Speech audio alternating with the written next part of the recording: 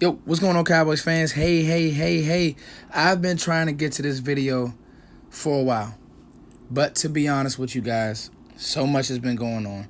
And you guys see the title, 5 Reasons Why Tyler Biadasz is a day one starter. And I wanted to make sure that I did the proper research.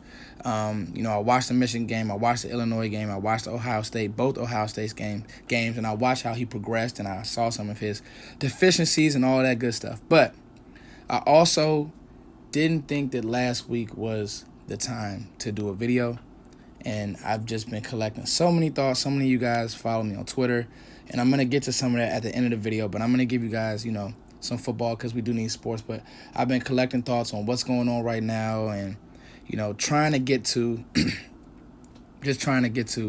a better space because there's a lot going on right now. There's protests, there's police brutality, there's so much, and I want to give my input, and I want to let this be a forum for, let's be honest, for people to get their thoughts off because we can't skate around it. It's here. But nonetheless, I cut up some film on Tyler Biadasz in the Ohio State game, and I chose that game because of how they're coached, the legendary Larry Johnson, and I want to get to some of those things and some bullet points. So without further ado, let's talk about it, okay?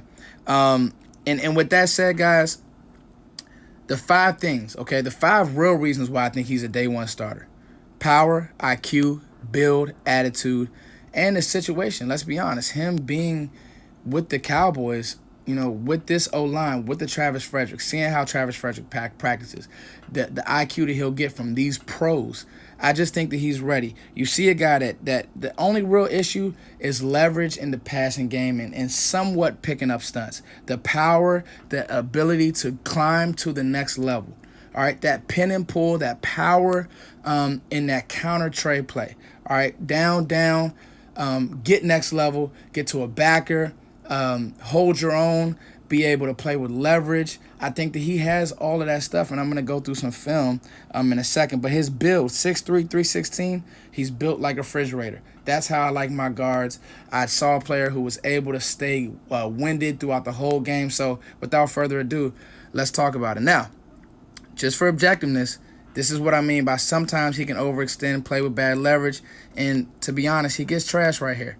All right, but if that's his only flaw that I saw on film, and there's a couple others.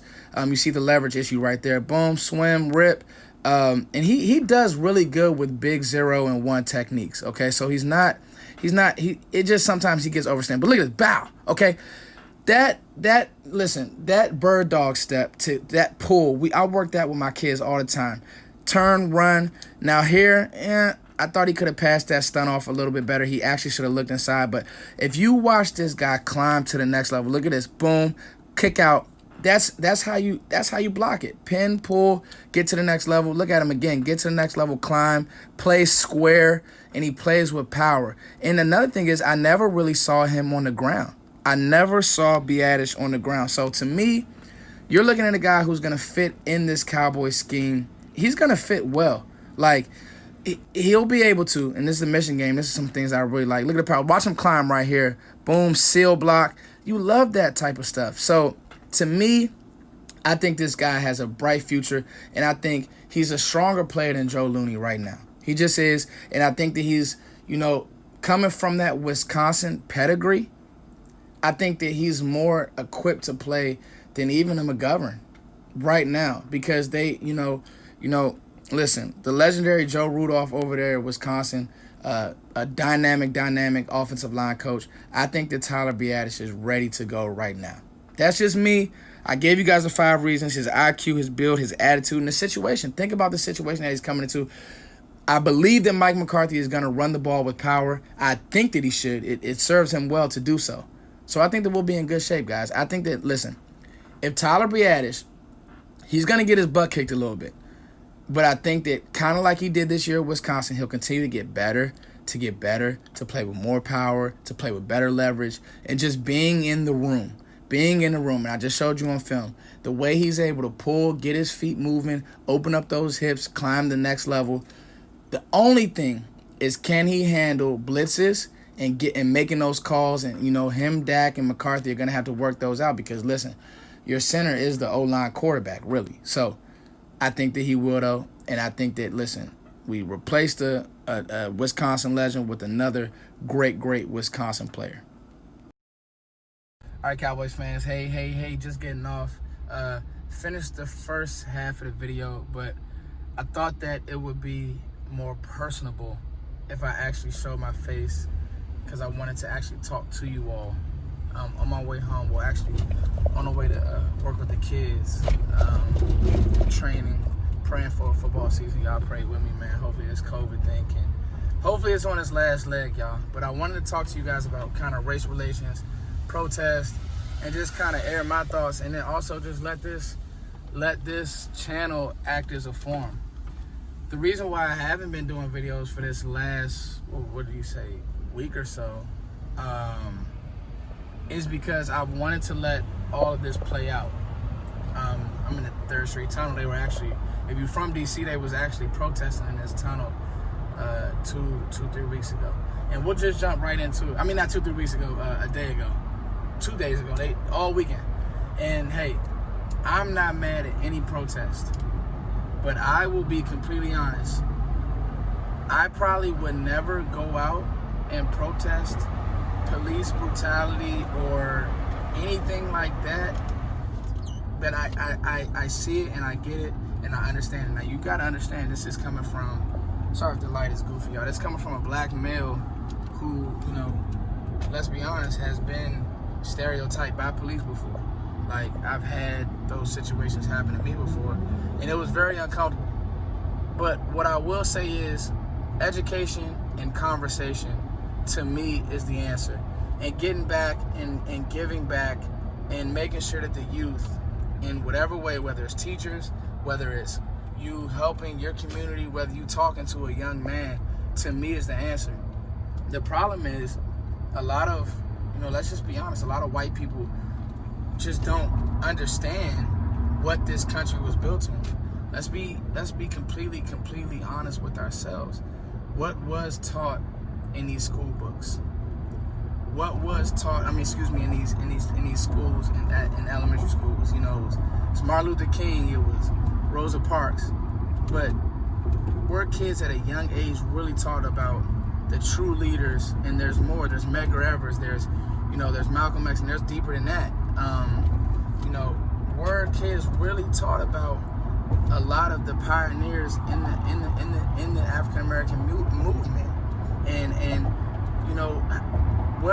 what slavery really was? Think about the length that slavery was versus the length that there's been freedom. There's still, let's be honest, older white people who had parents who were, racist. Just call it what it is. And so those ideals have followed people for years.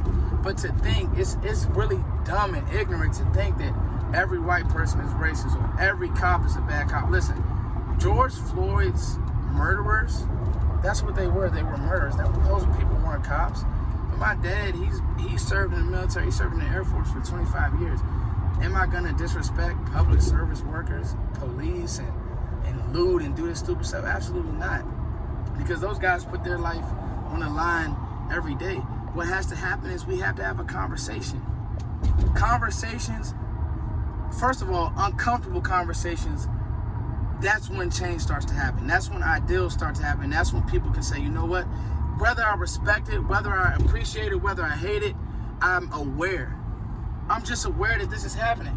There's really white people out here who don't think that this stuff happens. I'm dark-skinned with locks.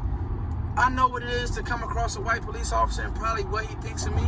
And guess what? I'm okay with it because I'm educated enough and know how to handle myself. We as a black community, and I challenge all my brothers listening to this, we have to make sure that our youth is educated and knows first of all where you came from, why there's black on black crime. Why? The why. I don't want to get too deep into preaching, but there's a lot of reasons why that there is black on black crime. So those are my thoughts. I want you guys to know the reason why I love this channel, the reason why I love sports in general, is because we can have these, I feel like sports brings every race together, and we can have these conversations, and I hope you guys don't look at me any type of way or feel no type of way, because I don't mind having these talks. But one thing I will know is I will know what I'm talking about, and I won't disrespect any human being, because that's not the answer either. Just plain and simple, disrespect and name calling and this, that, and the third, that's not the answer whatsoever. So anyway, guys, it's your boy Foots here. I just wanted to get that off my chest. I hope that you guys, that we can talk about this on the channel. Thank you guys for always supporting the channel. Like I said, I hope that we can talk about this. I hope that we can grow from this. And, you know, hopefully we can get back to sports. But I didn't want to come off as sports, and just kind of sweeping certain things under the rug, because right now we're not in a position to. So, you guys, I want to hear from you guys. I want you use this platform. Use this platform and let's talk. It's your boy Foots. NG Payroll at the end of this video. Hey. Okay, y'all, I want to introduce you guys to one of our new sponsors, Next Generation Payroll. Listen, do you guys have a small business? Well, Next Generation can help you pay your employees. It's pretty cool. They offer a bunch of different services, and basically what they are is a cloud-based payroll software, all right? They also deal with consulting. They also will help you with your taxes, state and federal. To me, that's pretty cool. They can also help grow your business. They can help with online visibility. So, with all that being said, you guys need to give Next Generation Payroll a look. You can do that by doing what? Going to ngpayroll.com or 214-396-220. ngpayroll.com or 214-396-220. They have a bunch of different services for small businesses, startup businesses, or just family-owned local businesses that really need help. Again, that's ngpayroll.com or 214-396-220.